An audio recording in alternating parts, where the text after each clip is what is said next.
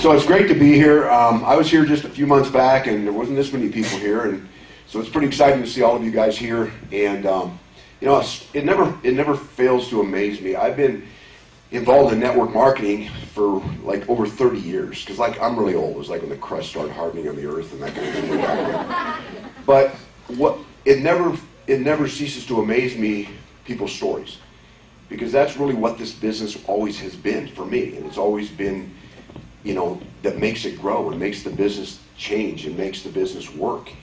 And you know, I've always said that products don't move products, but people that are moved move products.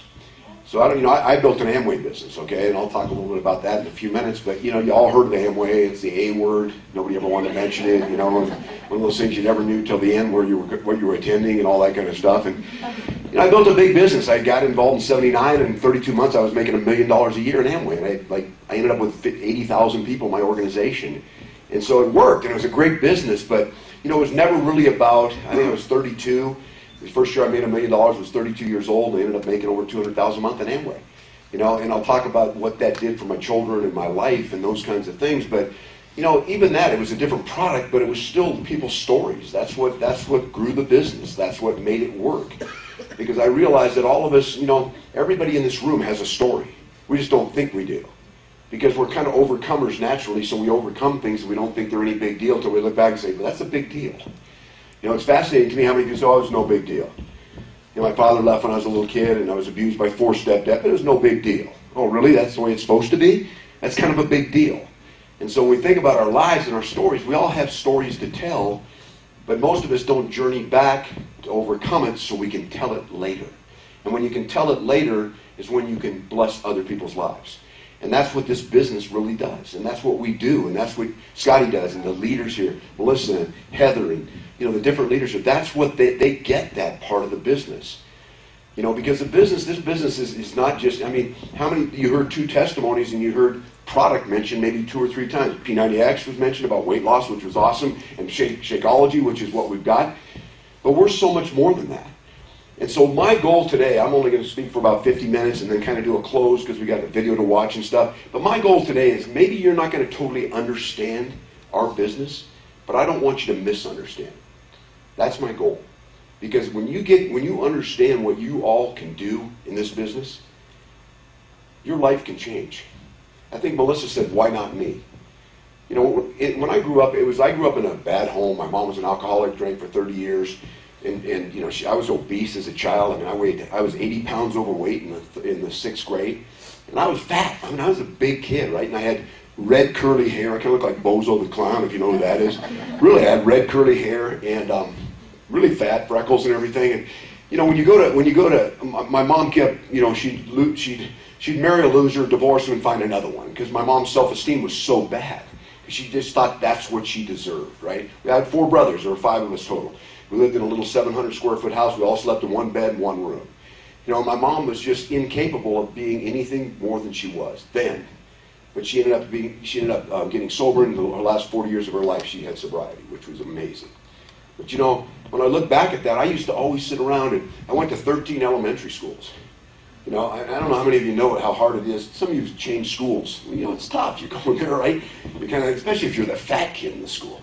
You just get used to everybody accepting you being a fat kid that was funny, and now you got to go be fat and funny to other people. You know, it wasn't so. You know, so I'd get moved from school to school, and I you know, I had a bad attitude. I mean, I was angry. I wasn't a happy person. I was an angry kid because I was angry at my mom. I was angry my dad left when I was 7 and walked out of my life. So I had all this anger going on. So you know, when somebody would make fun of me for being fat, I didn't quote Proverbs or the biblical things. I smacked them in the mouth, right?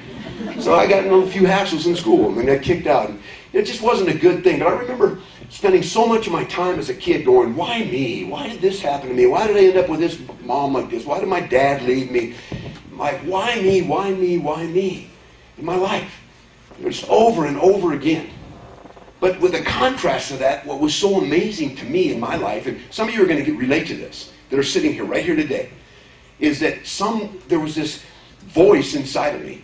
I remember I used to go sit in this closet because it's kind of where I hid out. You know, stay away from these dads that were whacking us around and just trying to hide out, right? Being lonely and hopeless and sad and obese. And I remember sitting there, and for some way there was this voice inside of me that was like, someday, some way, you're going to do something great with your life.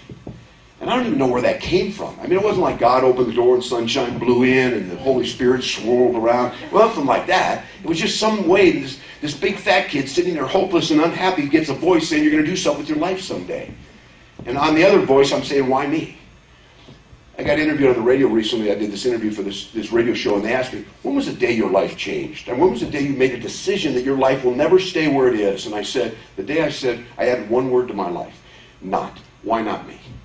I added that one word to my vocabulary, and my life changed. Because it was a matter of me realizing that there was purpose in what happened in my life. There was reason that those things took place. Were they supposed to take place? No. And a lot of us sit in this room today, and we sit here, and we think about being successful, and we think about making a lot of money, and we think about leading people, right, and being a leader to thousands of people. We think, oh my gosh, I could never do that. Right? But some of you have overcome so much more in your life that it's taken to get to where you are than it ever will be to build a huge organization, which is fascinating. We've already come through so much of the fire, but we don't give ourselves credit for it. And one day I just sat down and I said, you know what? I'm doing okay for where I came and where I came from. You know, it's amazing. When we're little kids, we have great imagination. Your little kids, their imagination is amazing, isn't it? I mean, think about it. You ever seen, I don't even know if they have these anymore, but I'm older, and do they still have those sticks with a horse's head on it? Do they have those anymore? Seriously. I mean, this was like a staple when I was a kid, right? Everybody had one. You're just steed. You parked him when you get in the house. You rode him up and down the street. I mean, it was a staple. Everybody had one, right? You named him Trigger or all these different names.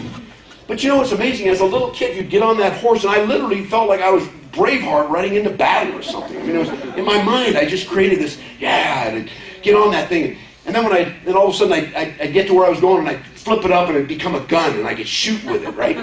No, seriously, as a little kid, and then it could become anything I wanted it to be because my imagination, my dreams, the things it's just crazy what I could create. And I saw it growing up with my little kids. You say to kids, what do you want to be when you grow up? And they look at you puzzled because they don't want to be limited. I don't know. I want to be an astronaut, and I want to play pro baseball, and I want to go in the Army. I don't know. I'm going to do them all. If I sit in a group, I get an opportunity sometimes to speak to elementary kids, and I go into these audiences, and they'll be in a gym or something, and I'll say, how many of you in here can run a marathon? How many of you think they'll raise their hand? Everyone. It's the most precious thing you've ever seen. Some kids joke about me. Those are the choleric, sanguine personalities. They're like, me. Yeah, they just want to be recognized somehow. You guys do that as adults too, by the way. But anyway, so yeah, they're like this, and I ask an audience of adults, and it's like, maybe if somebody's actually run one or is preparing for one, they'll raise their hand. Well, you know why? Because you know the price you're going to pay. You know what it's going to take to run a marathon. And even if you don't know exactly, you're going to probably die if you try it. Okay, you're thinking that. The kids don't have a problem with that. Oh, I can do that.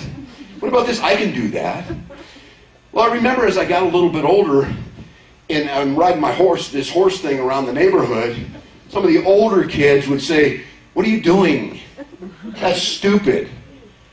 I go, I'm riding my horse. No, dude, it's not a horse. It's like a stick with this head on it with straw in it. Like they're bringing me to reality of my life, right? And I'm going, no, dude, no. No, dude, you got to get off of that thing, man. And you know what? Eventually, guess what? I believed them. And I put it down. How many of us do that in our lives? When we're kids, man, we can take the world on dreams. Oh, we're going to do all these wonderful things. And then, guess what? All of a sudden, people say, get real. When I saw the Amway business, I went to my mom and said, Mom, I'm so excited. I'm going to become a multi-millionaire. You know what my mom said to me? Son. There's never been millionaires in our family. And I thought, God forbid, let's not screw that family. I don't ever want to screw that up, because that would really be bad if all of a sudden we moved into a whole different deal here. But my mom was like stealing a dream, but trying to be real. It's like the guy saying, put the stick down, dude. It's not a horse. You can't shoot anybody with it. Just put it down. And I listened, and finally I put it down.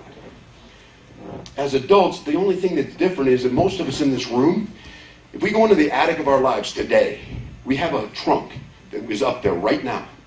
And it's got cobwebs on it, it's got dust on it, and what sits in it is your dreams. All these things you thought you were going to do growing up, and you knew you could do in your life that you wanted to do, and now they sit in this attic, in this trunk, with cobwebs on it, because we're too afraid to go there again. We're too afraid to go back. the difference in what people do in this business, what we do. Somebody asked me the other day, what does Scottie Hobbs do to build his business?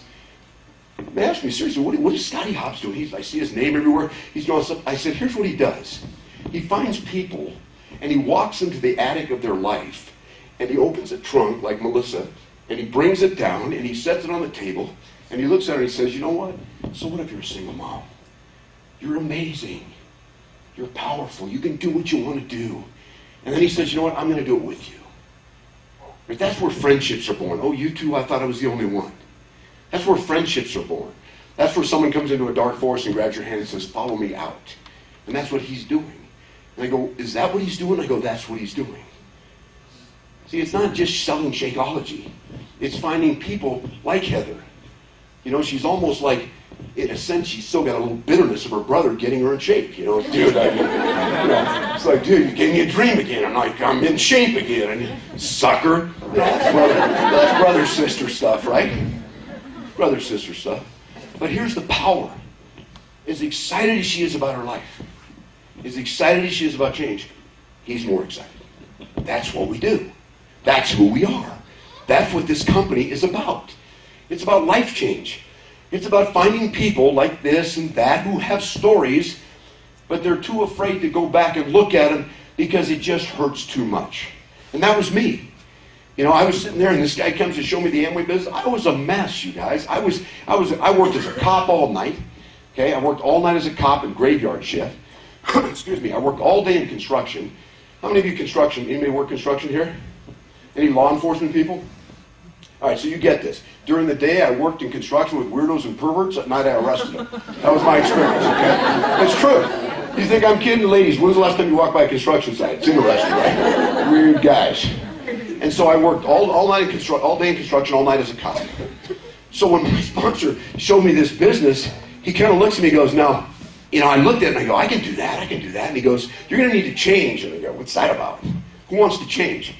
You ask an audience, hey, who wants to change? The hands don't fly up unless you're in the process because it sucks to change. It doesn't feel good. You have to go dig deep, discover, and get convicted about things that need to change in your life. So my sponsor said, you're going to have to change. I said, Dad, I don't need to change to do this. He said, you're broke. I said, maybe I'll change just a little bit. Okay, I might give it a try. But, you know, things like, for me, it's like, I remember doing a presentation, my sponsor came and he goes, at the end of the presentation, he goes, come here. He goes, you might want to not drop those F-bombs when you're sharing this presentation. Right? And I'm thinking, dude, that's a descriptive word. You know, it can be success, but if it's F in success, it is success, right? People get that. Seriously. But he was right, you know, he was right. I did, you might want to, okay, all right, I will. You know, so I'm trying to change my vocabulary. Because it probably wasn't going to work in the things I was doing. But I didn't have the nicest clothes. I wore, you know, a wife beater shirt and a nail bags went all day and a pair of shorts and work boots all day. And at night I put on a gun belt and chased people. You know, that's what I did. And so, you know, when I got in the business, he says to me, he goes, dude, you're going to need to get some nicer clothes. I go, I'm broke. I was $250,000 in debt when I saw the Amway business in '79. Why? Because I had 3 homes in the market for $1 million and I couldn't sell them. 21% interest, I'm paying $30,000 a month to hold on to this property. I'm broke. I can't afford to buy it. Well, put something together. I'll never forget my first outfit. Oh my gosh. It was when I had this blue blazer. I don't even know where I found it. Somewhere in my closet. And that's when small lapels, you know, because lapels for men's suits go up, you know, wide lapel, thin lapel, wide. So that was when thin ones were in, but this one had wide. So I just got me a set of shears, and I just shaped that baby. And I just took it into a small thing. I'm serious.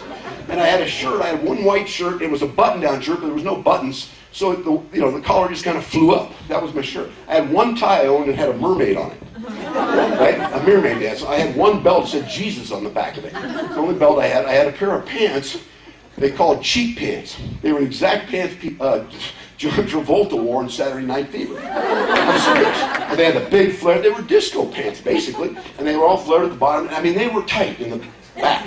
I mean, you could have read the date on a Buffalo nickel in my back pocket. I'm serious. That's how tight they were. Right? And then I had these shoes I graduated 9th grade in that were brown, stacked-heeled shoes that had striped shoelaces.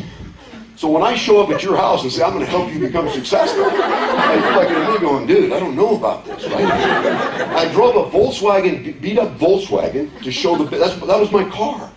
And you know, it's one of those cars, you ever had a car that when you shut it off, it doesn't? You ever had a car like that? Seriously.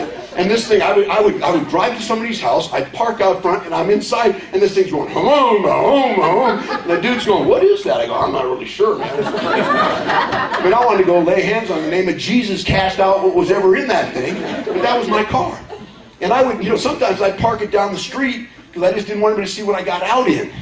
Because I'm in talking about business. I'm trying to help them understand you can become successful in this thing. Right? Until I understood it wasn't about how I was dressed. It wasn't about the car I drove up in. It was about finding the right people that had DNA that wanted to change their lives. So you know what? I understood that pretty quickly. And you know, some of you in here have that DNA. That's determined natural ambition. You were born with it. It's a seed that was put in your heart, in your soul, in your body the day you were born. And if you've ever in your life ever sat by yourself and said, someday I'm going to do something great with my life, you got that seed. And you know what? It's either going to flourish and you're going to do something with it, or you're going to die at the age of 90 or 100 and you're still going to have the same dream. Because I always say, struggle's less painful than regret. Struggle's less painful than regret. So if you're sitting here today and say, Craig, I've never told him, but that's me. I've always known. I didn't know how I was going to do it, but I knew I was going to do it. And you know what greatness was to me? Significance. Bob Buford's book, it's called Halftime. It's a great book if you haven't read it. He talks about how we spend the first half of our lives trying to be successful, and the second half trying to be significant. 50 years of success, trying to be significant. You know what I love about our business?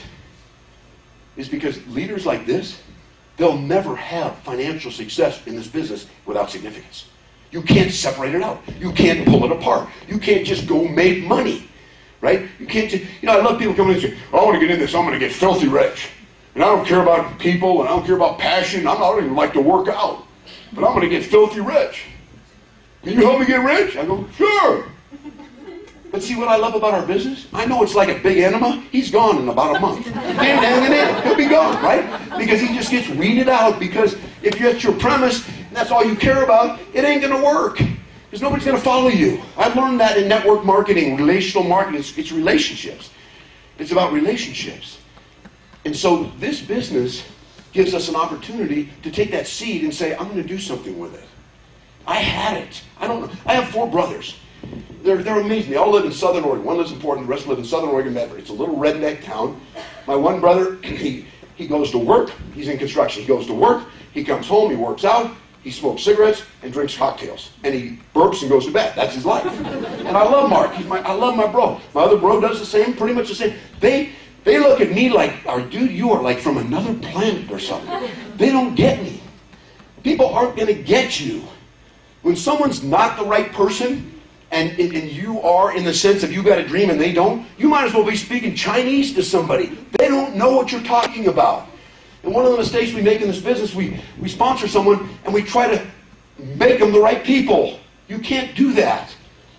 How many of us sponsor somebody and they say they want it, but they really don't, and you love them and they're wonderful and you never judge them, but you know, some of you sit on them and you're trying to hatch them, right? It's like, you're like this. Come on, dude, you know you can go emerald. And you're just sitting on this egg just hoping this little beak comes out and they're pecking away, right? And then maybe you can rip the egg open and they'll come flying out of there. It doesn't work that way. You know, some of you are riding a dead horse. Here's a great motto. If you're riding a dead horse, by all means, dismount. Okay? And some of you got these horses and you're in the middle of the track and you're sitting on them and the nose is bleeding, the tongue's out, they've been dead for a week and you're whipping them. Come on, we're going 5-star. Are you kidding me? See, I learned early. Who wants the business? Who do you work with? Those that want to build, those that have the DNA. You can't ever make someone successful. If you think you can, you're wrong. Some people say, oh, Craig's a motivational speaker. I've never been able to motivate anybody. I'm serious. You either have a seed of greatness and the DNA, and you want to change your life, and you're willing to change, you're willing to go through the struggle and all the pain and through all the, you know, the stuff it takes to do it, or you're not. I can't make you do that. I can encourage you. I can be there for you as leaders. That's what we do. I can't make you have a dream. I can't force you to the attic. I can't dig a why out of you.